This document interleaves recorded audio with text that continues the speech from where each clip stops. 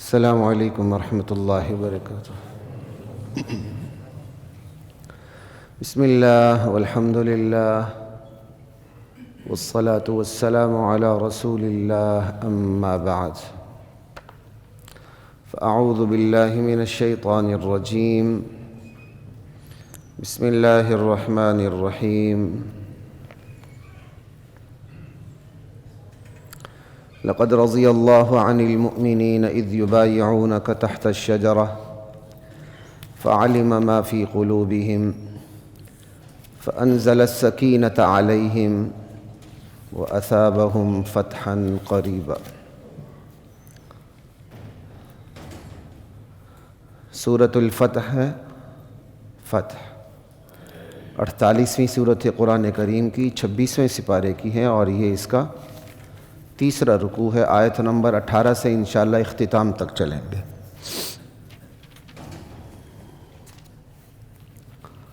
مجھے وقت بتا دینا، یہ تو گھڑی بند ہے، ٹھیک ہے؟ وہ تو اب ہر وقت مجھے دیکھنا پڑتا ہے، میں اسی حساب سے پھر مینیج کرتے ہوئے چلتا ہوں۔ اب تو میرے لیے مینیج کرنا مشکل ہے۔ وہ گھڑی صحیح ہے نا؟ ٹھیک ہے،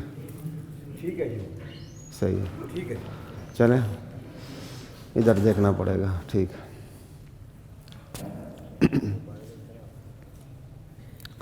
قرآن کریم کی یہ آیات اصحاب رسول صلی اللہ علیہ وسلم رضوان اللہ تعالی علیہم اجمعین کے بارے میں۔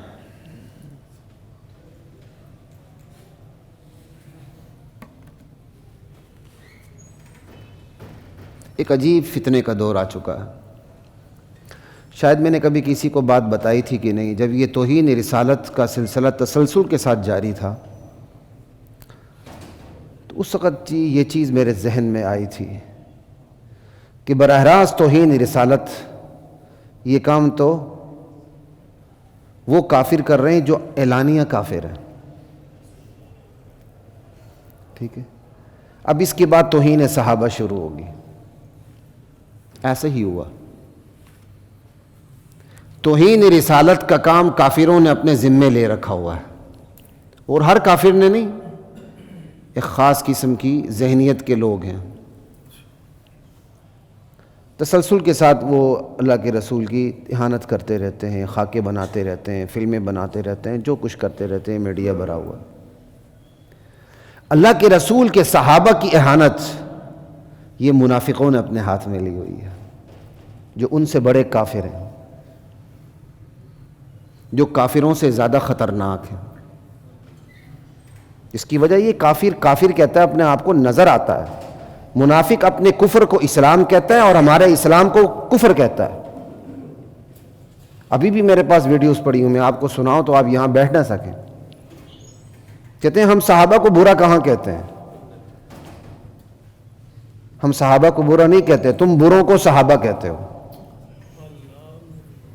اعلانیہ کہا ہم صحابہ کو برا نہیں کہتے، تم بروں کو صحابہ کہتے ہو، ہمیں کہہ رہے ہیں۔ کہتے ہیں ہم تو ان کو مسلمان ہی نہیں مانتے، ٹھیک ہے؟ یار یہ کہاں ہے؟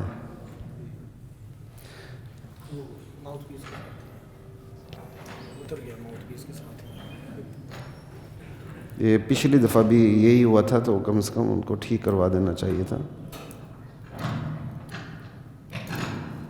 دیکھو نا، ہر چیز اس کی اتری ہے۔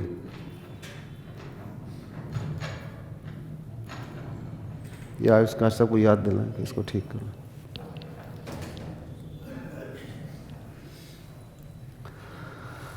اللہ اکبر۔ شاید میرا موضوع کچھ اور ہوتا، پھر اس کو سن کے میں نے موضوع تبدیل کر لیا۔ میں نے کہا آپ کو قرآن کریم کی سیر کروا دوں، صحابہ قرآن کریم میں، صحابہ قرآن میں تھوڑی سی قرآن کی سیر کرا دوں۔ قرآن کریم اللہ تعالیٰ اپنے کلام میں اپنے نبی کے جانثاران کی تعریف کیسے کرتا ہے۔ جب نبی کے جانثاران اللہ کو اتنے محبوب ہیں تو خود نبی اللہ کو کتنے محبوب ہوں گے۔ قرآن بھرا پڑا ہے صحابہ سے۔ بھرا پڑا ہے. سنیے, اور کئی غلط فہمیاں بھی آپ کی دور ہوں گی بعض حوالے سے. لقد رضی اللہ عن المؤمنین, لام بھی تاکید کا, قد بھی تاکید کا, دو تاکید ہیں. یقینی طور پر بلا شبہ اللہ راضی ہو گیا ان ایمان والوں سے, اذ یبایعونک تحت الشجرہ, جنہوں نے درخت کے نیچے آپ کے ہاتھ پر خون عثمان کا بدلہ لینے کے لیے بیعت کی تھی. اللہ ان ایمان والوں سے راضی ہو گیا. اللہ ان کے ایمان کی گواہی دے رہا ہے. لقد رضی اللہ عن المؤمنین اذ یبایعونک تحت الشجرہ فعلم ما فی قلوبہم, ان ایمان والوں کے دلوں میں, ان صحابہ کے دلوں میں جو اخلاص تھا, جو حسن نیت تھا, جو اسلام سے محبت تھی, جو اللہ کے رسول کے لیے فداکاری تھی, اللہ اس سے خوب جانتے تھے. کس طرح اللہ گارنٹیاں دے رہا ہے صحابہ کے ایمان کی. فعلم ما فی قلوبہم, میرے نبی آپ کے صحابہ میں جو ایمان تھا, اخلاص تھا, وہ ہم جانتے تھے. فانزل السکینۃ علیہم, یہی وجہ ہے کہ انہیں کے اسی اخلاص کی وجہ سے ہم نے ان پر سکینہ نازل کر دیا تھا, اطمینان کی کیفیت نازل کر دی تھی کہ وہ لڑنے نہیں گئے تھے, وہ احرام کے لباس میں تھے لیکن لڑنے مرنے کے لیے تیار ہو گئے تھے. سکینہ, بندہ اطمینان کے ساتھ فیصلہ کر لے میں نے حق کا ساتھ دینا, چاہے مجھے آگ میں جھونک دیا جائے, نتیجے کی کوئی پرواہ نہیں. اس کیفیت کا نام سکینہ ہے. اللہ نے ان صحابہ پر سکینہ, اطمینان نازل کر دیا تھا. انہیں اللہ کے وعدوں پہ بھروسہ تھا, اللہ کے رسول کے وعدوں پہ کامل مکمل بھروسہ تھا. اس کا تھوڑا سا پس منظر بتا کے آگے چلتا ہوں. آج کی یہ ہے تو یہ آیات بیعت رضوان کے حوالے سے, ٹھیک ہے, لیکن میں عمومی صحابہ کی شان کے حوالے سے اس کو بیان کر رہا ہوں. حضرت عثمان غنی کے حوالے سے یا دیگر حوالے سے پھر دیکھیں گے. عمومی شان کے حوالے سے اس کو سامنے رکھ رہا ہوں. یہ وہ آیات ہیں جن کا پس منظر یہ ہے. نبی کریم صلی اللہ علیہ وسلم نے مدینے میں خواب دیکھا کہ آپ عمرے کے لیے تشریف لے جا رہے ہیں اور باقاعدہ مکے میں داخل ہو چکے ہیں, سارا کچھ. قاری صاحب یار اس کو ٹھیک کریں, یہ پچھلے جمعے بھی خراب تھا, ابھی بھی یہ دیکھیں پرزے پرزے ہو کے میرے ہاتھ میں.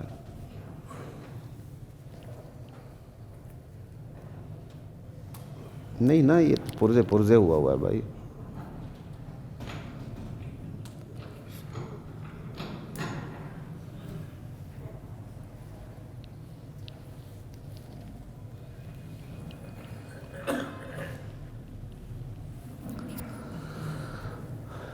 صحابہ بھی تیار ہو گئے کہ عمرہ کراتے ہیں مدینے سے. اور پھر مکے کی ریت یہ تھی, وہ دشمن کو بھی عمرے سے روکتے نہیں تھے. تقریباً کم و بیش 1400-1500 صحابہ, لگ بھگ 1500 کے قریب صحابہ, اللہ کے نبی ان کو لے کر عمرے کے لیے چل پڑے. اور حدی کے جانور بھی ساتھ ہیں. حدی اس جانور کو کہتے ہیں جو معتمر, عمرے والے اور حج والے جانور اپنے ساتھ لے جاتے ہیں. حاجی تو مینا کے قریب ذبح کرتے ہیں, مینا کے مقام پر, اور جو عمر ہے وہ مروہ کے قریب ہے. معتمر حضرات اونٹ لے کے چل پڑے احرام کے لباس میں, جنگی لباس نہیں, احرام کا لباس ہے, ٹھیک ہے, جنگ کا کوئی ارادہ نہیں. اور مکے کی ریت یہ ہے کہ وہ دشمن کو بھی عمرے اور حج سے روکتے نہیں تھے. لگ بھگ 1400-1500 صحابہ, 1400 صحابہ چل پڑے, اور ہر ایک کے پاس کم و بیش ایک ایک تلوار ہے, جیسے ہر ایک کے پاس آج کل ہمارے پاس ایک ایک عدد موبائل ہوتا ہے. مزاج کا فرق ہے نا, کلچر کا فرق ہے. کہاں ممی ڈیڈی گروپ اور موبائل ہاتھ میں ٹکا ٹک ٹکا ٹک ٹکا ٹک, دائیں بائیں ہاتھ دونوں چل رہے ہیں, اور لڑکے چلاتے ہوئے اگلے کو شو کرتے ہیں کہ ہمارے ہاتھ کتنے تیز ہیں. تو وہ جو ان کا اس وقت کا کلچر تھا، حفاظت کے لیے جو ایک ایک تلوار کم و بیش ساتھ ہی چل پڑے احرام کے لباس میں. تقریباً کم و بیش 13 میل کے فاصلے پر حدیبیہ کے مقام پر اللہ کے نبی کی اونٹنی آگے چلی ہی نہیں، بیٹھ گئی. اللہ نے بٹھانا تھا، اسے چلاتا کون؟ بیٹھ گئی. ادھر سے قریش مکہ کو پتہ چل گیا، انہوں نے فیصلہ کر لیا کہ ہم نے عمرہ کرنے نہیں دینا. نبی علیہ السلام نے ان کی طرف قاصد بھیجا، ارے بھائی ہم لڑنے کی نیت سے نہیں آئے، عمرے کرنے کی نیت سے ہیں، عمرہ کر کے ہم نکل جائیں گے، ہم بیٹھیں گے نہیں. وہ نہیں مانے. آپ نے حضرت عثمان غنی کو بھی سفیر بنا کے بھیجا، قاصد بنا کے بھیجا. حضرت عثمان غنی کی اپنی ایک حیثیت تھی، ان کو بھیجا. بنو امیہ کی عظیم ترین انسان شخصیت، آج بنو امیہ کو ہم نے گالی بنا کے رکھ دیا. اسلام کی تمام فتوحات بنو امیہ کی مرہون منت ہیں، یہ بات یاد رکھیں. آج جو جتنا بڑا فاتح ہے، ان منافقین نے اس کو اتنی بڑی گالیاں دی ہیں، جو جتنا بڑا فاتح ہے، اور اسی سے ہمارے اردو دانشور مرعوب ہو کے انہوں نے بھی تنقیدیں لکھ دی ہیں. انا للہ و انا الیہ راجعون. کل نبی کو کیا جواب دو کہ پتہ چلے گا. تاریخ کے غلیظ اوراق کو پڑھ کے صحابہ پر پھپتیاں کسنے والے اللہ کے رسول کا سامنا کیسا کریں گے میدان حشر میں، دیکھتے ہیں انشاءاللہ.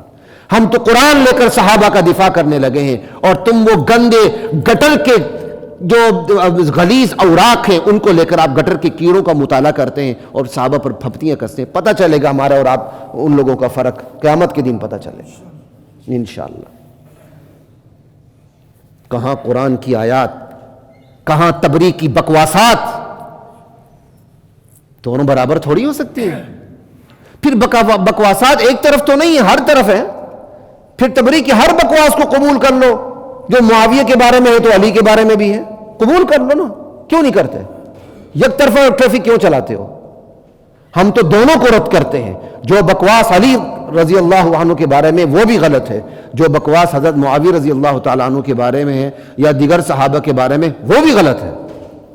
ہم تو مانتے ہیں قرآن کو، صحابہ کو، سیرت کو، احادیث کو. ایک دکھتا سرکتا موضوع ہے، خدا کی قسم. دل پھٹتا ہے، بندہ کچھ نہیں کر سکتا جب دیکھتے ہیں سرعام صحابہ کی توہین ہو رہی ہے، تکفیر ہو رہی ہے. پھر تکفیری وہ ہمیں کہتے ہیں. ہم تو بھائی اتنا ہی کہتے ہیں جو صحابہ کی توہین کرتا ہے وہ کافر ہے، جو صحابہ کو کافر سمجھتا ہے وہ کافر ہے. لا الہ الا اللہ. حضرت عثمان چلے گیا، انہوں نے حضرت عثمان کو روک لیا. حضور نے یہ بھی فرمایا میرا عثمان میرے بغیر عمرہ نہیں کر سکتا. کتنا اعتماد تھا. حضرت عثمان کو انہوں نے روک لیا. ادھر افواہ پھیل گئی کہ حضرت عثمان کو شہید کر دیا گیا. ادھر 1469 صحابہ اپنے مرکز سے کم و بیش 250 کلومیٹر دور مکے کے اندر ہیں، مکے کی سرحد پر ہیں، حدیبیہ 13 میل کے مقام پر. اور وہ جو مرضی حملہ کر دیں، ادھر سے ہماری کمک بھی نہیں آ سکتی. مدینہ خالی ہے، 1400 جانثار تو اللہ کے نبی کے ساتھ ہیں. ادھر مدینہ خالی ہوا پڑا ہے، ادھر سے یہ مرکز جا کر کمک بھی نہیں لا سکتے. کوئی F-16 تو نہیں تھے اس وقت، اور وہ بالکل قریبی دروازے پر انہوں نے روک لیا. حضور نے کہا خون پہ بیعت کرو، جہاد کریں گے. ان کی ایسی کی تیسی، اب تلوار چلے گی، اب تلوار اٹھے گی. حضور نے حضرت عثمان کے خون کا بدلہ لینے کے لیے پوری اسلام کی فوج کو کیا کہتے ہیں قربانی دینے کا فیصلہ کر لیا. چھوٹی بات ہے حضرت عثمان غنی کی شان. حضرت عثمان کے خون کا بدلہ لینے کے لیے حضور نے اسلام کی پوری جمعیت آگے کر دی، اور وہ نہتی جمعیت، یہ نہیں کہ وہ کوئی کیا کہتے ہیں لڑنے کی نیت سے آئے تھے، وہ تو حالت احرام میں تھے. یہ چھوٹی بات ہے بھائی.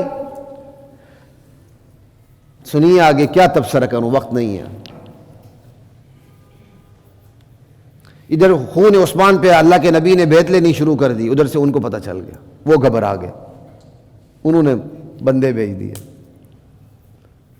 اللہ اکبر کبیرہ، بندے بھیج دیے انہوں نے. مذاکرات ہوئے،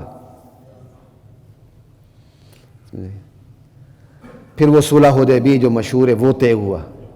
یہاں تک کہ انہوں نے اس پر رسول اللہ بھی لکھنے نہیں دیا کہ ہم رسول اللہ مانتے نہیں، آپ لکھتے کیوں؟ حضور نے اپنے ہاتھ سے رسول اللہ مٹایا. یہ مختصر گیا. اب میں حدیبیہ کی تفصیل بیان نہیں کر رہا یہاں صرف صحابہ کی شان بیان کرنے کے لیے یہ پس منظر رکھا ہے. ٹھیک ہے، اس پس منظر کو سامنے رکھتے ہوئے کہ نہتے صحابہ ہیں. اللہ کہتے ہیں اللہ ان ایمان والوں سے راضی ہو گیا جنہوں نے آپ کے ہاتھ پر خون عثمان کے لیے بیعت کی تھی کہ ہم جہاد کریں گے، لڑیں گے، مریں گے، کٹیں گے، لیکن انہیں چھوڑیں گے نہیں. اذ یبایعونک تحت الشجرہ، کتنا عربی کا پیارا اسلوب ہے، اللہ کو کتنا پیار آ رہا ہے ان جانثاروں پر.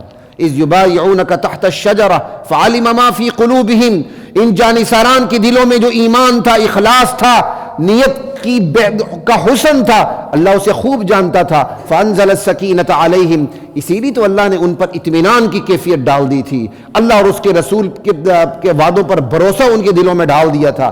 وَأَثَابَهُمْ فَتْحًا قَرِيبًا، اللہ تعالیٰ نے خون عثمان پر جہاد کی بیعت کی برکت سے قریب کی فتح عطا کر دی مسلمانوں. پتہ ہے کون سی فتح ہے؟ غزوہ خیبر، فتح خیبر، یہ خون عثمان پر بیعت لینے کی برکت سے حاصل ہوئی ہے. غزوہ خیبر کی فتح حاصل ہوئی ہے. فاتح خیبر حضرت علی نہیں ہے، نبی کریم صلی اللہ علیہ وسلم ہے.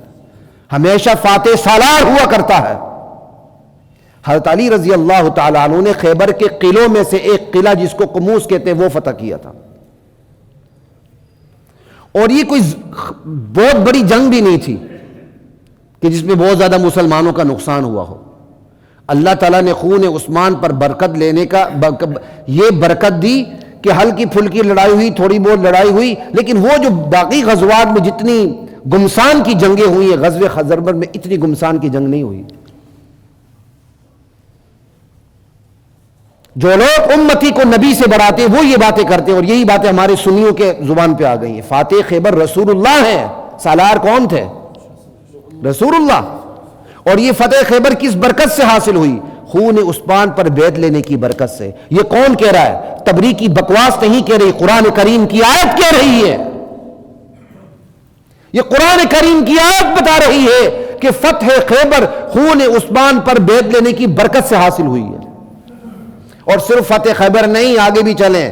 اللہ کہتے ہیں آگے بھی بڑی بڑی غنیمتیں ملیں گی تمہیں اسی برکت سے حاصل ہوں گی کہ تم نے میرے نبی کے ہاتھ پر اپنی جانوں کا سودا کر لیا تھا خون عثمان کے لیے.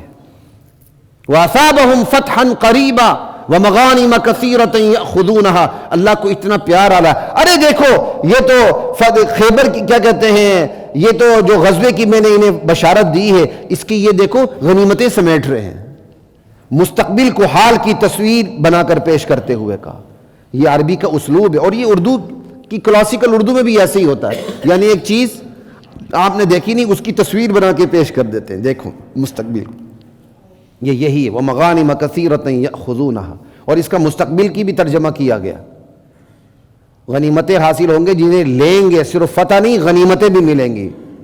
اور اسی کے بعد خیبر پہ چڑھائی ہوئی، سن 7 ہجری کے اندر خیبر فتح ہوا اور سرسبز و شاداب غنیمتیں اسلام کے ہاتھ میں آئیں. قرآن کہتا ہے یہ خون عثمان کا بدلہ لینے کے لیے جو تم نے بیعت کی تھی نا، یہ اس کی برکت ہے. وَكَانَ اللَّهُ عَزِيزًا حَكِيمًا. اللہ غالب ہے، کوئی اسے لڑ کے جیت نہیں سکتا. اللہ حکیم ہے. بیعت کہاں ہوئی، چوٹ کہاں ماری. وَعَدَكُمُ اللَّهُ مَغَانِمَ كَثِيرَةً تَأْخُذُونَهَا. اس کے علاوہ بھی اللہ نے تم سے بہت سی غنیمتوں کا وعدہ کر لیا ہے اس خوشی میں. کس خوشی میں؟ خون عثمان پر اپنی جانوں کا نذرانہ پیش کرنے کے لیے جو نبی کے ہاتھ پہ بیعت کی ہے. فَعَجَّلَ لَكُمْ هَذِهِ. غنیمتیں تو ملیں گی. سر 10 یہ خیبر کی غنیمت مل رہی، فوراً لے لو اس کو. فَعَجَّلَ لَكُمْ هَذِهِ وَكَفَّ أَيْدِيَ النَّاسِ عَنْكُمْ. اور یہ ہمارا کمال دیکھو، تم نہتے تھے لیکن تم نے جرأت اور بہادری کا مظاہرہ کیا، ایمان اور اخلاص کا مظاہرہ کیا. ہم نے ان کے ہاتھوں کو تم سے روک دیا، ورنہ تو تم تو نہتے تھے. تمہارا مرکز بھی دور تھا، کیا کہتے ہیں کمک بھی نہیں پہنچ سکتی تھی. جانثاران تو حضور کے ساتھ تم یہاں تھے اور تم نہتے تھے. وہ حملہ کر دیتے، تم کہاں جاتے؟ اسباب کی دنیا میں، محض سارے خالی اسباب کی دنیا میں اللہ کی مدد کو ایک طرف رکھ کر. پھر مدینے میں منافقین تھے، وہ مدینے پر حملہ کر دیتے. یہود تھے وہ مدینے پر حملہ کر دیتے، ادھر سے مکے والے حملہ کر دیتے، دو طاقتیں حملہ کر دیتے، درمیان میں اسلام پس جاتا، ختم ہو جاتا. لیکن یہ اس وقت کے صحابہ کی جانثاری کا صلہ اللہ نے یہ دیا، مدینے کو بھی محفوظ رکھا، حدیبیہ کے مقام پر ایمان والوں کو بھی محفوظ رکھا. نہ صرف محفوظ رکھا، خیبر کی فتح بھی اس برکت سے عطا فرمائی. نہ صرف خیبر کی فتح عطا فرمائی، اس کے بعد بھی جو غزوات ہوئیں ان میں یہ برکتیں شامل ہیں. یہی وجہ ہے نبی علیہ السلام جب خیبر کی طرف تشریف لے گئے تو صرف ان صحابہ کو لے گئے جنہوں نے درخت کے نیچے خون عثمان کا بدلہ لینے کے لیے بیعت کی تھی، اور کوئی نہیں گیا. اور وہ جو غنیمت تقسیم ہوئی خیبر کی، وہ بھی صرف ان صحابہ میں تقسیم ہوئی جنہوں نے خون عثمان پر بیعت کی تھی اللہ کے رسول کے ہاتھ پر. کسی اور میں بطور استحقاق وہ غنیمت تقسیم نہیں ہوئی. ہاں حبشہ سے آنے والے چند مہاجر تھے، ایک دو اور ہوں گے، ان کو بطور تحفہ ہدیہ گفٹ تھوڑا بہت دیا گیا، لیکن بطور حق صرف غزوہ خیبر میں وہی شریک ہوا جو حدیبیہ کے مقام پر شریک تھے. غنیمت انہیں ملی جنہوں نے حدیبیہ کے مقام پر اللہ کے رسول کے ہاتھ پر اپنی جانوں کی بیعت کر لی تھی، کہ ہاتھ پہ بیعت کی تھی کہ ہم خون عثمان کا بدلہ لیں گے. اللہ اکبر. فعجل لكم هذه وكف ايدي الناس عنكم ولتكون آية للمؤمنين. یہ اتنا بڑا واقعہ پیش آ گیا نہتوں کے سامنے، نہتے لڑنے مرنے کے لیے تیار ہو گئے، اور پھر صلح بھی ہو گئی. کہا ہم نے یہ سارا منظر جو سامنے رکھا اس لیے تاکہ اہل ایمان والوں کے لیے اللہ کی قدرت کا یہ نشان بن جائے. اللہ کی قدرت کا نشان. اللہ کتنی کمال سے یہ کہہ رہے ہیں کہ صلح حدیبیہ کے موقع پر نہتے لوگوں کا لڑ جانا، مر جانے کے لیے تیار ہو جانا، اللہ کے اوپر سے مدد آنا، ادھر سے مدینہ خالی، ادھر سے مکے والے دبوچتے، بچتے کہاں ایمان والے. کہا ہم نے جو ایک منظر سامنے رکھا آنے والے ایمان والوں کے لیے اللہ کی قدرت کا نشان بن جائے، اس لیے رکھا کہ اللہ کے لیے جو لڑنے مرنے کے لیے تیار ہوتے ہیں، اللہ کے لیے اللہ کے رسول کا ساتھ دینے کے لیے جو تیار ہوتے ہیں، اللہ پھر انہیں ذلیل و خوار نہیں کرتا، انہیں غلبہ عطا فرماتا. وَلِتَكُونَ آیَةً لِّلْمُؤْمِنِينَ وَيَهْدِيَكُمْ صِرَاطًا مُسْتَقِيمًا. اور اللہ نے یہ واقعہ، یہ حادثہ اس طرح پیش کیا تاکہ اہل ایمان والے سیدھی راہ پہ چل پڑیں اور وہ ہدایت میں ترقی کرتے چلے جائیں. وَأُخْرَى لَمْ تَقْدِرُوا عَلَيْهَا. اس کے علاوہ بھی تمہیں ایک فتح ملنے والی ہے، ابھی تمہیں حاصل نہیں ہو سکتی. اللہ اکبر. وَأُخْرَى لَمْ تَقْدِرُوا عَلَيْهَا. میں دیکھ لوں کوئی آیت چھوٹ تو نہیں گئی. ہاں جی، وَأُخْرَى لَمْ تَقْدِرُوا عَلَيْهَا. ایک اور فتح بھی تمہیں ملنی ہے، ابھی تمہیں اس پہ قدرت نہیں. قد احاط اللہ بها. لیکن اللہ کے احاطے قدرت میں ہے، وہ تمہیں عنقریب ضرور ملے گی. اللہ ہر چیز پہ قادر ہے. یہ فتح مکہ ہے. فتح مکہ بھی صلح حدیبیہ کی برکت کے نتیجے میں حاصل ہوئی ہے. فتح مکہ بھی صحابہ نے جو حضرت عثمان کے خون کا بدلہ لینے کے لیے نبی کے ہاتھ پر جو بیعت کی تھی، اس کی برکت سے فتح مکہ حاصل ہوا ہے. مکہ کی فتح حاصل ہوئی ہے. پھر کوئی عثمان کو بونکے تو ہم اسے کافر ہی سمجھتے ہیں، زندیق ہی سمجھتے ہیں، مرتد ہی سمجھتے ہیں، اسلام سے خارج ہی سمجھتے ہیں، اور کچھ نہیں سمجھتے. قرآن بھرا پڑا ہے صحابہ سے. لا الہ الا اللہ واللہ اکبر. فتح مکہ بھی خون عثمان کی برکت کے نتیجے میں. اندازہ کر لیں کتنی بڑی چیز ہے. قرآن ذکر کر رہا ہے کہ ابھی تمہیں قدرت نہیں ہے، اللہ کے احاطے قدرت میں ہے، اللہ تمہیں ضرور دے گا. مل گئی. لا الہ الا اللہ. اور پھر اللہ کہتے ہیں وَلَوْ قَاتَلَكُمُ الَّذِينَ كَفَرُوا. یہاں اللہ صحابہ کے ایمان کا لیول بتا رہے ہیں. اگر تم نہتوں سے، یہ مکے والے حدیبیہ کے مقام پر لڑ پڑتے، لَوَلَّوُا الْأَدْبَارَ، یہ قریش مکہ پیٹھ پھیر کے بھاگ جاتے ہیں. کتنی بڑی گارنٹی ہے یار، کتنی بڑی گارنٹی ہے. جو آزمائشوں میں تو نہ پھسلے، جب سلطنت ملے، اقتدار ملے، پھر پھسلے، ایسے کہنے والوں پر اللہ کی لعنت ہو. ابو بکر کا ایمان اس مقام پہ نہ پھسلے، علی کا مقام اس مقام پہ نہ پھسلے. عثمان کا مقام اس مقام پہ نہ پھسلے جہاں بندہ سوچ سکتا ہے کہ کوئی پھسلے گا، اور جب پھسلنے کا چانس ہی نہ ہو کہ جی بعد میں مرتد ہو گئے تھے، تو کہنے والے سب سے بڑے مرتد ہیں۔ امتحان کے مقام پہ نہ پھسلے، اور جب امتحان کے نتائج سامنے آ رہے ہوں، A+ گریڈ لے رہے ہو، CGPA 4 کو کراس کر رہا ہو، اس وقت کہ یہ کافر ہو چکے، لکھ لعنت تمہارے اوپر، تمہاری سوچ پہ، تمہاری عقل پہ۔ نقل کے لیے بھی عقل کی ضرورت ہوتی ہے، بہتان تراشی کے لیے بھی کوئی عقل کی ضرورت ہوتی ہے۔ اگر تم کہو امتحان کے وقت پھسلے تھے، بندہ کوئی سوچے، امتحان کے وقت تو پھسلے نہیں، جب امتحان کا پازیٹیو رزلٹ آ رہا تب پھسلنا ہے۔ انا للہ و انا الیہ راجعون۔ ثم لا یجدون ولیا ولا نصیرا، اگر یہ تم نے ہتھوں سے لڑ پڑتے تو تم ان کے ساتھ ان کا وہ حشر کرتے کہ یہ پیٹ پھیر کے بھاگتے، اور پھر انہیں کوئی یار و مددگار نہ ملتا۔ ثم لا یجدون ولیا ولا نصیرا، کوئی انہیں حامی نہ ملتا۔ سنت اللہ التی قد خلت من قبل، یہ تمہارا کمال نہیں، تمہارے ذریعے اللہ نے اپنی قدرت دکھائی ہے، یہ اللہ کی سنت ہے جو پہلے سے جاری ہے، اور اللہ کی سنت میں، اللہ کے اس آئین میں تم تبدیلی نہیں دیکھو گے۔ اللہ کے لیے جو لڑ جاتا ہے اللہ اس کو بقا عطا فرماتے ہیں۔ اب اس پہ بڑی ڈیٹیل ہے لیکن نہیں جاؤں گا کیونکہ آگے آیات ہیں، وقت بھی کم ہے۔ ایمان کی حقیقت کفر کی حقیقت سے لڑتی ہے تو ایمان کی حقیقت بھاری ہو جاتی ہے۔ ایمان کی صورت خالی شکل کفر کی حقیقت سے لڑتی ہے تو حقیقت کا مقابلہ پھر وہ شکل نہیں کر سکتی، پھر وہ مغلوب ہو جاتی ہے۔ ایمان کی قوت ہے، اسلحہ ٹیکنالوجی کی کمی ہے تو وہ قوت کمی کو دور کر دیتی ہے۔ اسلحہ اور ٹیکنالوجی کی قوت ہے لیکن ایمان کی کمی ہے تو وہ ایمان کی کمی ٹیکنالوجی کی قوت سے پوری نہیں ہوتی۔ وگرنہ رشیا 20 ایٹم بم رکھنے کے باوجود باہر کھا گیا، ٹکڑے ٹکڑے ہو گیا، صفحہ ہستی سے مٹ گیا، اتنا سا ہے۔ اب یہ لگتا ہے اللہ کی شروع سے یہ سنت ہے، قانون ہے، جو اس کے لیے لڑنے مرنے کا فیصلہ کرتا ہے، اس کے ایمان کی بدولت اللہ تعالیٰ اسے غلبہ عطا فرماتے ہیں۔ وَهُوَ الَّذِي كَفَّ أَيْدِيَهُمْ عَنْكُمْ وَأَيْدِيَكُمْ عَنْهُمْ بِبَطْنِ مَكَّةَ مِنْ بَعْدِ أَنْ أَظْفَرَكُمْ عَلَيْهِمْ، وہی اللہ ہے، اس نے تمہارے ہاتھوں سے مکے والوں کو بچایا، مکے والوں کو تمہارے ہاتھوں سے بچایا۔ لا الہ الا اللہ۔ سمجھے؟ جب ان کو پتہ چلا حضور حدیبی کے مقام پر ہیں بھی احرام کی نیت سے، انہوں نے ٹولیاں بنا کے بھیجی۔ ایک صحیح مسلم میں ایک ٹولی تو 80 کا جتھا تھا جو اس ٹوہ میں لگا ہوا تھا کہ نبی علیہ السلام ملے تو انہیں شہید کر دیا جائے کسی طرح، صحابہ کو شہید کرنے۔ اور صحابہ کی جانثاری دیکھیں، احرام کے لباس، احرام کا لباس ہے نا، احرام کی حالت ہے، ان 80 کے 80 کو پکڑ لیا، زندہ گرفتار کر لیا، مارا کسی کو نہیں، گرفتار کر کے حضور کی خدمت میں پیش کر دیا، حضور نے معاف کر کے واپس روانہ کر دیا۔ اتنی بڑی بہادری کسی میں ہے؟ وہ قرآن کہہ رہا ہے بعد اس کے کہ وہ تمہارے قابو ہو چکے تھے، پھر بھی تمہارے ہاتھوں سے ہم نے ان کو بچا لیا۔ تم جو کر رہے تھے اللہ دیکھ رہا تھا۔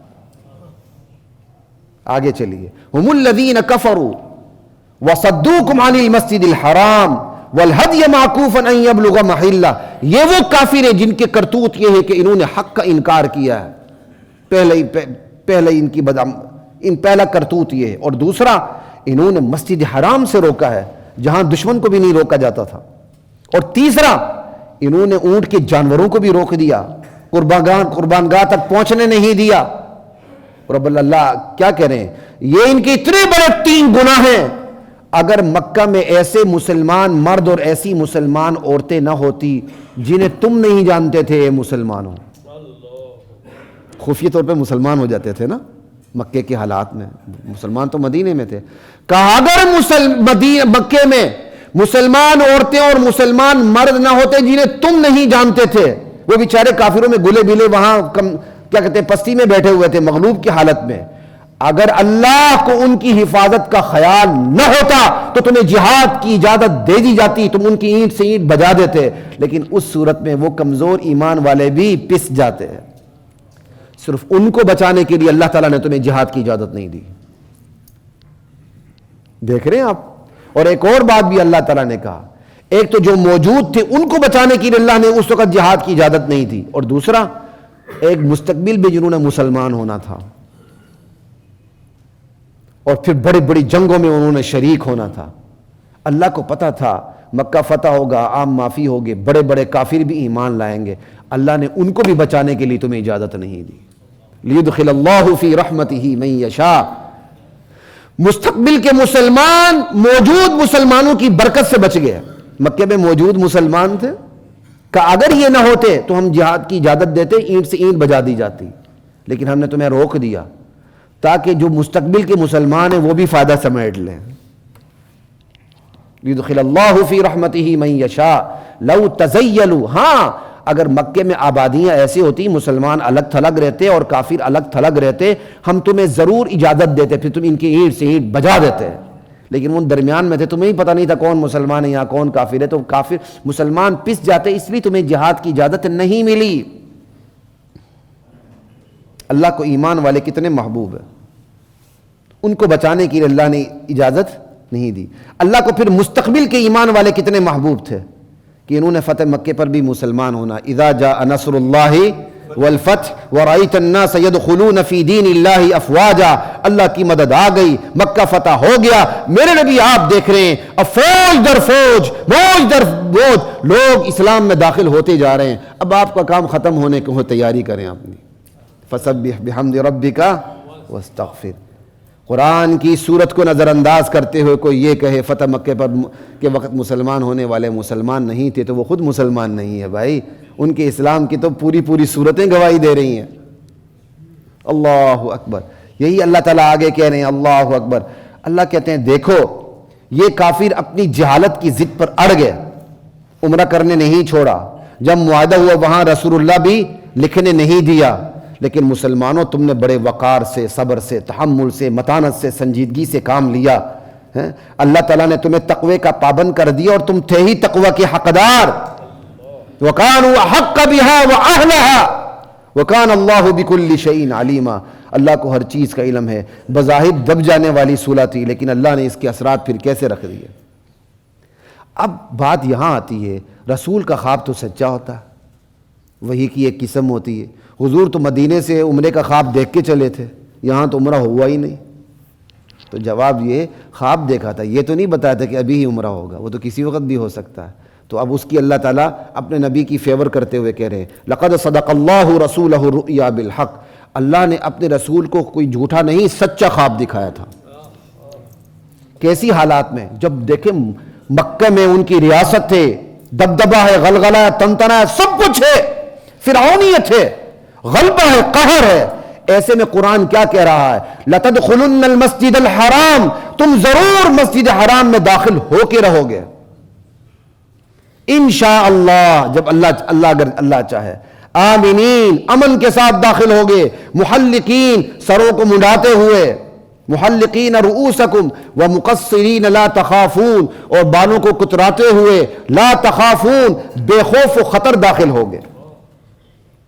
فعلم ما لم تعلموا فجعل من دون ذلك فتحا قریبا. اللہ وہ جانتا جو تم نہیں جانتے, اس لیے تمہیں حوصلہ دینے کے لیے فتح مکے سے پہلے تمہیں ایک فتح خون عثمان کی برکت سے, بیعت دینے کی برکت سے تمہیں ایک فتح عطا کر دی, غزوہ خیبر. وَأَصَابَ کیا کہتے ہیں فَعَلِمَ مَا لَمْ تَعْلَمُوا فَجَعَلَ مِن دُونِ ذَلِكَ فَتْحًا قَرِيبًا هُوَ الَّذِي أَرْسَلَ رَسُولَهُ بِالْهُدَى وَدِينِ الْحَقِّ. وہ اللہ ہے جس نے اپنے رسول کو ہدایت دے کے بھیجا, دین حق برحق دے کے بھیجا. کیوں کہ صرف آپ تبلیغ کریں کہ نظام میں کوئی اور شیطانی نظام ہو اور مسلمان اس نظام کے اندر سکڑ کے اتنی ہی تبلیغ کریں, اتنا ہی دین پر عمل کریں جتنا وہ شیطانی نظام چاہے. کہا نہیں, لِيُظْهِرَهُ عَلَى الدِّينِ كُلِّهِ. آپ کو ایسا دین دے کے بھیجا ہے کہ یہ دین تمام ادیان پر غالب ہو جائے. اس کے جو نیچے دین ہے وہ اسلام کی مرضی سے اپنی زندگی گزار رہے ہیں. اسلام نے جن حدود کا پابند کیا ان حدود میں رہتے ہوئے اپنے مذہب پہ چلیں. اسلام نے کوئی ایسی مادر پدر آزادی نہیں دی جو یہاں غیر مسلم ہے وہ اپنے غیر اسلامی رواج کا اور کا غلغلہ کرتے ہوئے شاہراہ قائد اعظم پہ نکل آئے, مال روڈ پہ نکل آئے. اس کی اجازت نہیں ہے. چادر چار دیواری کے اندر اجازت ہے, مذہب کی تبلیغ کی اجازت نہیں ہے. لِيُظْهِرَهُ عَلَى الدِّينِ كُلِّهِ. اللہ نے اپنے رسول کو بھیجا اس لیے کہ یہ دین غلبہ پا جائے تمام ادیان پر. اور تمام دین اس کی چھتری کے نیچے اپنی زندگی گزاریں.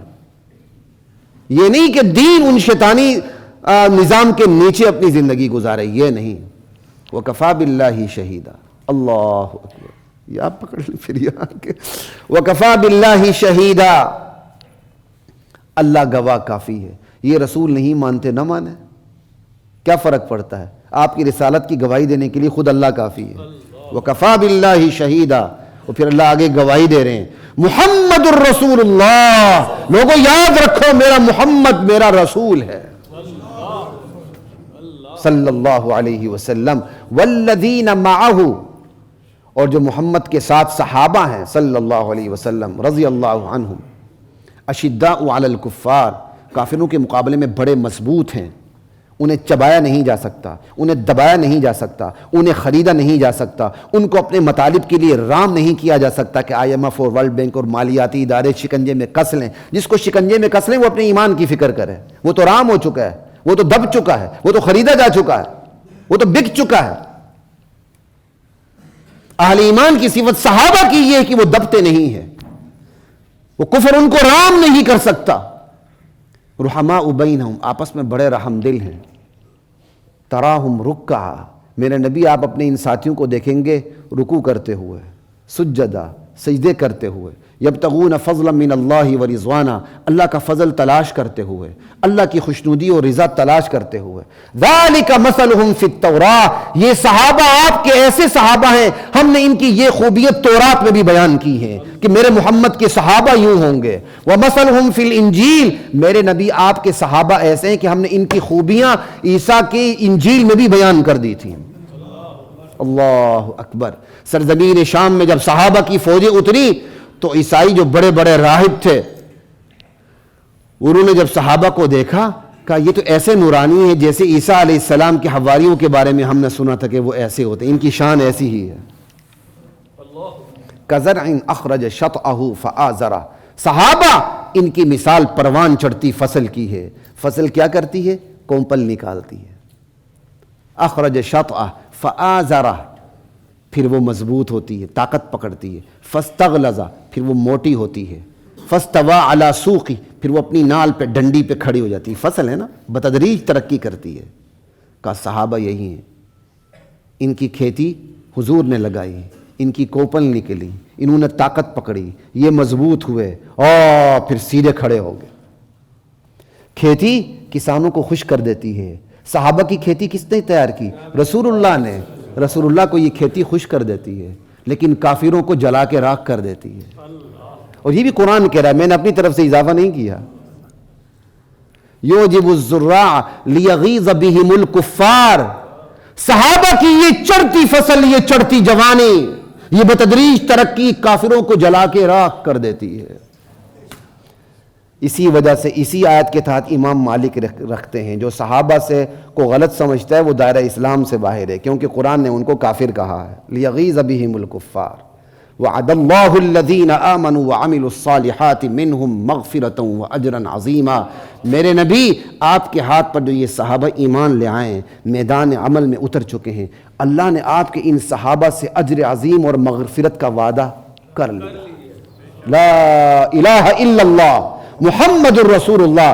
اللہ ہمیں محمد الرسول اللہ کے ساتھ صحابہ کی بھی تعظیم اور توقیر کی توفیق عطا فرمائے. وآخر دعوانا الحمد للہ رب العالمین.